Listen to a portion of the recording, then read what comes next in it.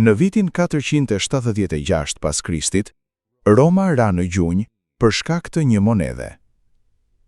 E gjitha filloi me lakmin, kur perandori Kerakala dyfishoi pagën ushtarake vetëm për të blerë besnikërinë e ushtrisë. Tesari ishte bosh, zgjidhja e tij e vetme ishte të krijonte Antoninianas.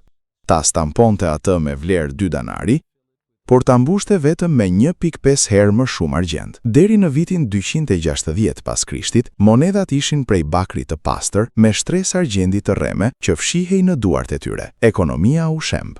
Fermerët grumbulluan grur në vend që ta shisnin. Tregtarët kërkonin mallra për pagesë, jo monedha. Në vitin 1993 pas Krishtit, garda pretoriane vrau perandorin e tyre. Pastaj, ja shiti fronin një senatori për 25.000 monedha secili. Ai sundoi 66 ditë para se të vritej. Midis viteve 235 dhe 284 pas Krishtit, Roma kishte 26 perandor, shumica e të cilëve u vran nga rojet e tyre. Urdhrat mbetën të pambrojtur dhe fiset gjermanike hynë si të vetmit burra që ishin ende të gatshëm të luftonin. Deri në vitin 476 pas Krishtit, ushtria ishte tërësisht gjermane. Generali Odoaker rrëzoi perandorin e fundit, një adoleshent me emrin Romul.